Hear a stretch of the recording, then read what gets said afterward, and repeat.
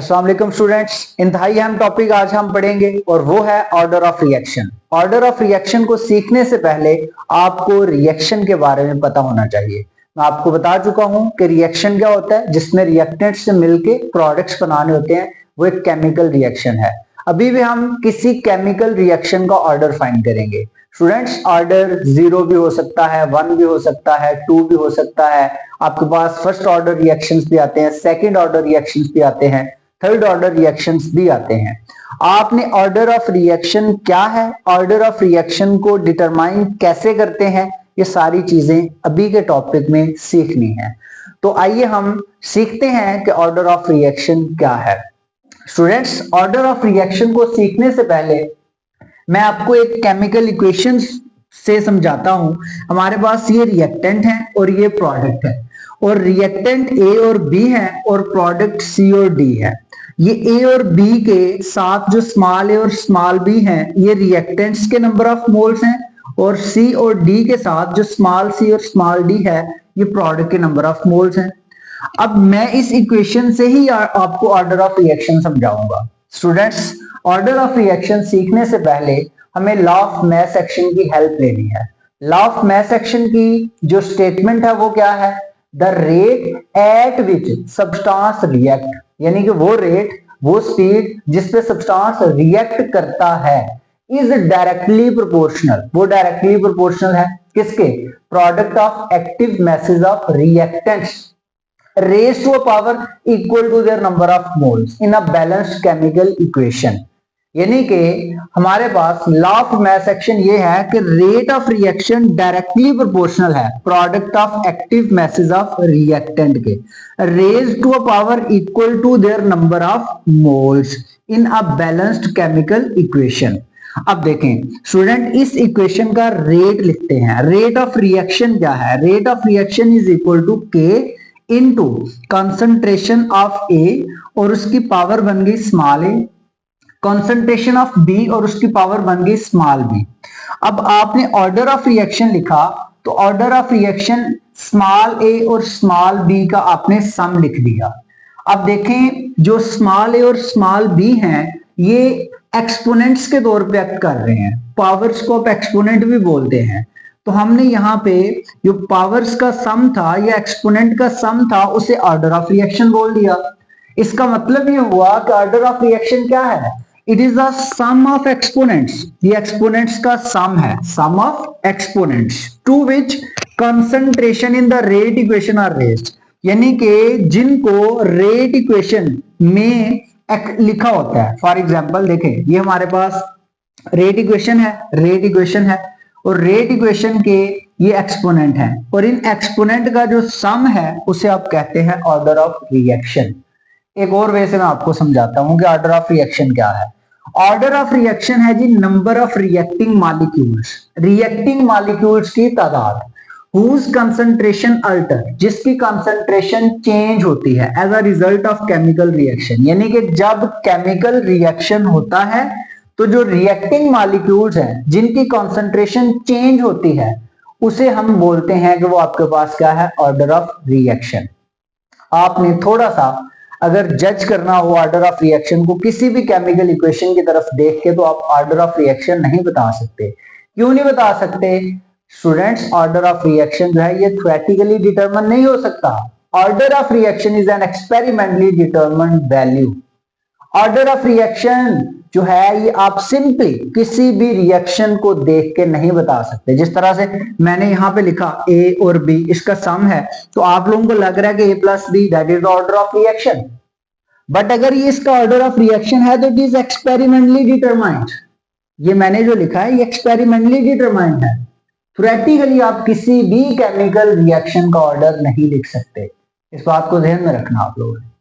अब मैं आपको साथ साथ ये सारी चीजें एलैबोरेट करता जाता हूं। अभी हम पढ़ेंगे इसकी कुछ टाइप्स के, types of order of reaction.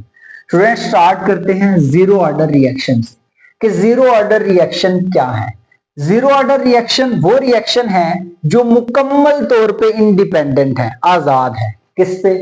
In concentration of reactant molecule से। यानी कि ऐसे रिएक्शन जो रिएक्टेंट की कॉन्सेंट्रेशन पे डिपेंड नहीं करते, मतलब आपके पास रिएक्टेंट कम है, रिएक्टेंट ज्यादा है, इस चीज से गर्ज नहीं है, ऐसे रिएक्शन का जो ऑर्डर होता है जीरो ऑर्डर होता है।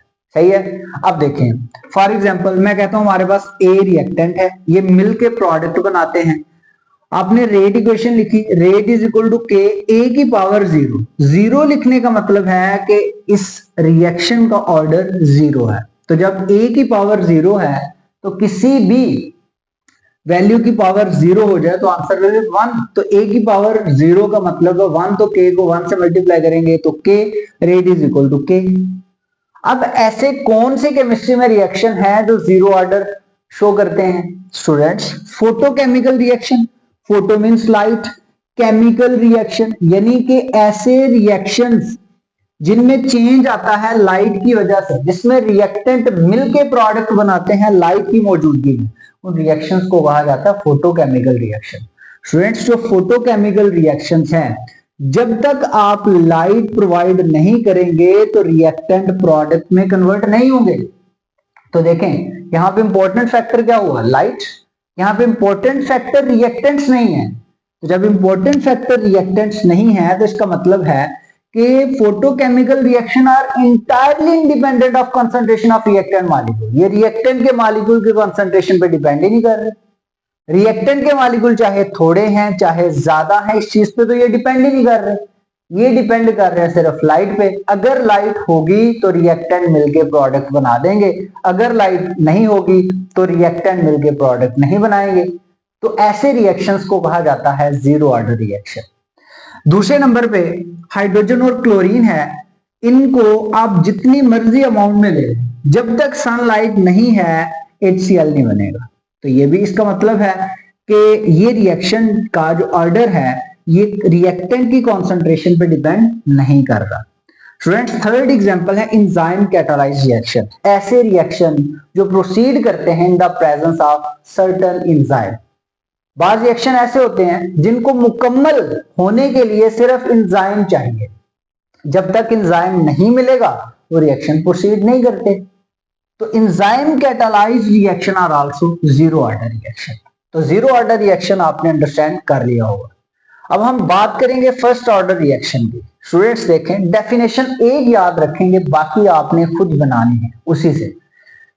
फर्स्ट ऑर्डर रिएक्शन क्या है? The reaction in which molar concentration of only one molecule alter. देखिए यहां पे आपने लिखा था रिएक्टिंग मॉलिक्यूल की कंसंट्रेशन ने चेंज होना है, तो आपने यहां फर्स्ट ऑर्डर में देखा कि वो रिएक्शन है जिधर सिर्फ एक मॉलिक्यूल की कंसंट्रेशन में चेंज आता है, एक मॉलिक्यूल की कंसंट्रेशन में चेंज आता है केमिकल रिएक्शन में, उसको आप बोलते हैं फर्स्ट ऑर्डर रिएक्शन।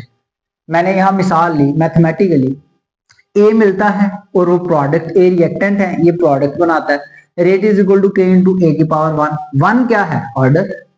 तो ऑर्डर ऑफ रिएक्शन क्या हुआ? वन।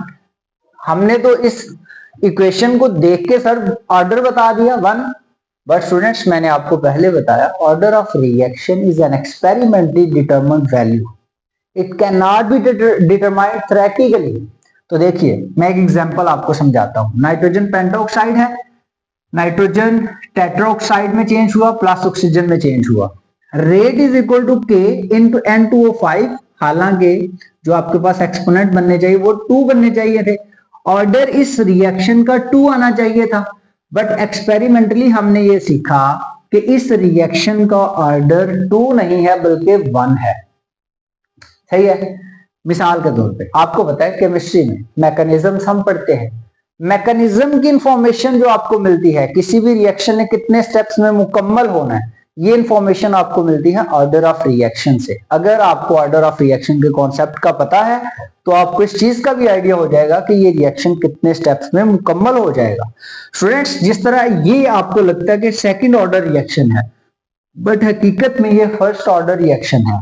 देखिए इसका जब हमने स्टेप वाइज इसको जो है सॉल्व किया तो N2O5 डिकम्पोज हुआ N2O4 plus nascent oxygen, again N2O5, चूंकि 2 मॉलिक्यूल थे तो N2O5 प्लस यहाँ पे नेसेंट ऑक्सीजन जो बना उसको रिएक्ट करवाया तो N2O4 प्लस O2 बन गया, N2O4 प्लस O2 बन गया। ठीक है। अब आप यहाँ पे मुझे ये बताएं, ये स्टेप स्लो है, ये स्टेप फास्ट है। केमिस्ट्री में हमेशा स्लो स्टेप से रेट डिटरमिन करते हैं। इट मींस के रेट की डिटर्मिनेशन में सिर्फ इस रिएक्शन की इन्वॉल्वमेंट है, और इस रिएक्शन के मुताबिक अगर आप रेट लिखें तो वो होगा rate is equal to K into reactant क्या है N2O5। क्या इसके पास इसको नंबर ऑफ मोल्स है? नो। तो जिसके पास कोई नंबर ऑफ मोल नहीं उसके पास क्या है? 1। तो इसका मतलब है कि इस रिएक्शन का अगर आपने ऑर्डर लिखना है तो वो क्या है? 1। This is the order of reaction. ये इस स्टेप से हमने ऑर्डर ऑफ रिएक्शन बताया, सेकंड स्टेप से नहीं बताया। इट मींस कि ये आपके पास फर्स्ट ऑर्डर रिएक्शन है। स्टूडेंट्स, तमाम रेडियोएक्टिव डिसइंटीग्रेशन की बात कर लें। रेडियोएक्टिव डिसइंटीग्रेशन जिसमें अनस्टेबल न्यूक्लियस टूटता है, रेडिएशन जब उसके ऊपर थ्रो करते हैं, वो तमाम reactions first order reaction show करते हैं। अब आपने यहीं से सीखना है फर्स्ट ऑर्डर के बाद सेकंड ऑर्डर रिएक्शन। ठीक है, सेकंड ऑर्डर रिएक्शन में सिर्फ एक चेंज लाता हूं, बाकी हम एग्जांपल्स यहां पे पढ़ते हैं कि सेकंड ऑर्डर रिएक्शन क्या है, थर्ड ऑर्डर रिएक्शन क्या है। इनकी एग्जांपल एक एक दो दो करते हैं ताकि हमारा टॉपिक जो है अभी की वीडियो में पूरा हो जाए। सेकंड ऑर्डर के स्टूडेंट्स बात करते हैं तो आपने जिधर वर्ड लिखा हुआ है 1 वहां पे वर्ड लिख लेना है 2। तो सेकंड ऑर्डर की डेफिनेशन क्या बन जाएगी? The reaction in which molar concentration of 2 molecule altars, यानी कि वो रिएक्शन जिसमें जो है मोलर कंसंट्रेशन कितने मॉलिक्यूल्स की चेंज होती है? 2 मॉलिक्यूल्स की। ठीक है, तो जब 2 मॉलिक्यूल्स की मोलर कंसंट्रेशन में चेंज आएगा तो वो रिएक्शन होगा second order reaction. Mathematical expression जब उसके लिए लिखेंगे तो बनेगी rate is equal to K into ए, और ए की पावर बन जाएगी 2, और इसका ऑर्डर जो होगा वो स्टूडेंट्स आपके पास बन जाएगा 2। ये इसका ऑर्डर है। अब देखें इसकी एग्जांपल क्या हो सकती है, मैं आपको मिसाल देता हूं इसकी। हमारे पास हाइड्रोजन और आयोडीन मिलते हैं। Hydrogen will react with iodine, ठीक है, that will give us hydrogen iodide. All are in the gaseous state, all reactant and products.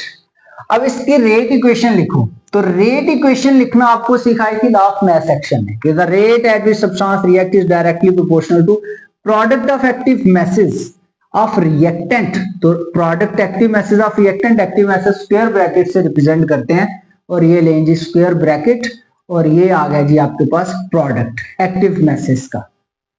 अब देखें इसकी पावर 1, इसकी पावर 1, तो 1 + 1 दैट इज इक्वल टू 2। तो ऑर्डर इस रिएक्शन का आपके पास क्या आ गया? 2। बाद रिएक्शन ऐसे होते हैं जिनको आप सिंपली देखते हैं और आप उस रिएक्शन का ऑर्डर सही बता देते हैं, पर this concept is not valid 100%। आपने एग्जांपल्स को थोड़ा सा ध्यान देना है कि कौन सी एग्जांपल से आपको एग्जैक्ट ऑर्डर ऑफ रिएक्शन का आइडिया हो जाता है और कौन सी एग्जांपल से एग्जैक्ट ऑर्डर ऑफ रिएक्शन का आइडिया नहीं होता। स्टूडेंट्स एक और मिसाल है, फॉर एग्जांपल ओजोन की बात करते हैं, ओजोन O3। ठीक है, 2 ओजोन के मॉलिक्यूल हैं, ये जो है टूटते हैं, डिकम्पोज होते हैं और मॉलिक्यूलर ऑक्सीजन में चेंज हो जाते हैं। इसकी रेट इक्वेशन लिखो तो rate is equal to K into O3, और O3 की पावर क्या बनेगी? 2। तो आपके पास जो ऑर्डर बनेगा वो क्या बनेगा? 2। तो it is also second order reaction. तो these are 2 examples of second order reaction. No, अब हम मूव करते हैं कि हमारे पास थर्ड ऑर्डर रिएक्शन जो है ये क्या है। थर्ड ऑर्डर रिएक्शन आपने करने के लिए सिर्फ एक जगह पे चेंज लाना है फर्स्ट ऑर्डर रिएक्शन की डेफिनेशन में, और वो किस जगह पे चेंज लाना है आपने, वो मैं आपको पहले ही बता चुका हूं।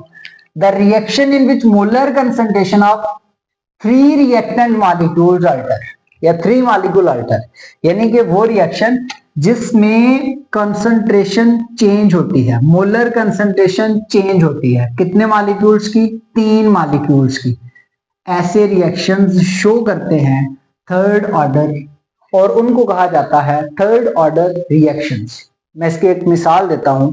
हमारे पास जो एग्जांपल है उसमें हम क्या लिखते हैं?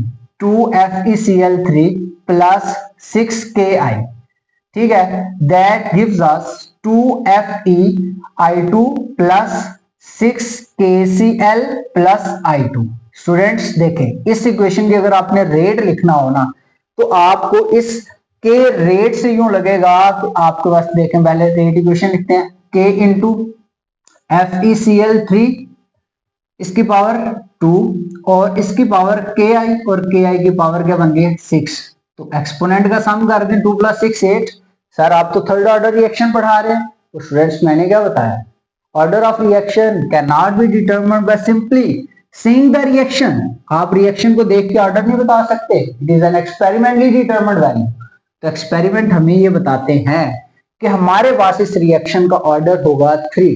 कैसे ऑर्डर होगा 3? स्टूडेंट्स देखें, यहां पे FeCl3 की इन्वॉल्वमेंट है वो एक मॉलिक्यूल की है, और Ki के जो मॉलिक्यूल इन्वॉल्व हो रहे हैं 2। तो 1 + 2 क्या होता है 3। तो इस रिएक्शन का जो ऑर्डर है वो आपके पास क्या है 3। It means this is third order reaction. अब मैं बात करता हूं फ्रैक्शनल ऑर्डर रिएक्शन की। आपको सीखना है कि फ्रैक्शनल ऑर्डर रिएक्शन क्या है। फ्रैक्शनल, वर्ड फ्रैक्शन का मतलब होता है इशारिया। ऐसा रिएक्शन जिसका ऑर्डर फ्रैक्शन में हो, उस रिएक्शन को बोलते हैं फ्रैक्शनल ऑर्डर रिएक्शन। यानी कि आप इसकी डेफिनेशन क्या बोलेंगे, the reaction whose order is in fractions. यानी कि वो रिएक्शन जिसका order, whose order is in fraction, यानी कि जिसका ऑर्डर फ्रैक्शंस में हो, इशारिया में हो, ऐसे रिएक्शंस को बोलते हैं fractional order reactions. One of the important short answer question. Example क्या है सर फ्रैक्शनल ऑर्डर रिएक्शन की? मैं बात करता हूं क्लोरोफॉर्म की। क्लोरोफॉर्म का फॉर्मूला है जी CHCl3 + Cl2 that gives us CCl4 + HCl। अब बात करते हैं इसके रेट की। रेट इक्वेशन लिखें, that is equal to K into active masses का प्रोडक्ट और वो रिएक्टेंट, रिएक्टेंट के एक्टिव मैसेज, और रिएक्टेंट है CHCl3, साथ में है Cl2। ठीक है, अब देखें, आपको लग रहा है कि सर इसका ऑर्डर तो 2 होना चाहिए, because this is 1, this is 1, 1 + 1 2। No students, order को एक्सपेरिमेंटली डिटरमाइन किया गया है, और इस रिएक्शन का ऑर्डर 1.5 होगा। और वो कैसे होगा, 1/2। तो सम लेते हैं जी 1 + 1/2 ऑर्डर इसका फाइंड करने के लिए।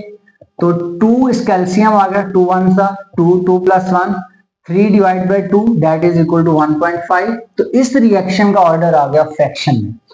तो ऐसे रिएक्शन जिनका ऑर्डर फ्रैक्शंस में है, उन रिएक्शंस को बोलते हैं फ्रैक्शनल ऑर्डर रिएक्शंस। लास्ट में एक आपके साथ इंपॉर्टेंट ऑर्डर रिएक्शन मैं डिस्कस करूंगा, और वो है pseudo first order reaction. Pseudo, student pseudo word का मतलब है फॉल्स, यानी कि हकीकत में जो है वो फर्स्ट ऑर्डर नहीं होता, ठीक है, लेकिन उसे हम फर्स्ट ऑर्डर तस्वर करते हैं। ऐसे रिएक्शन का नाम है सूडो फर्स्ट ऑर्डर रिएक्शन।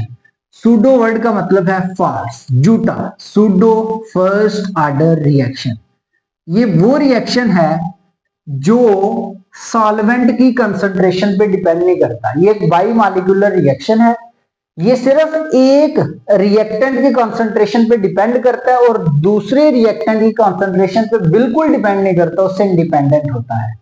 मैं आपको ना इसकी मिसाल देता हूं स्टूडेंट्स, इसकी एग्जांपल बहुत इंपॉर्टेंट है। हाइड्रोलिसिस, हाइड्रोलाइसिस या hydrolysis of tertiary butyl bromide, hydrolysis of tertiary butyl bromide.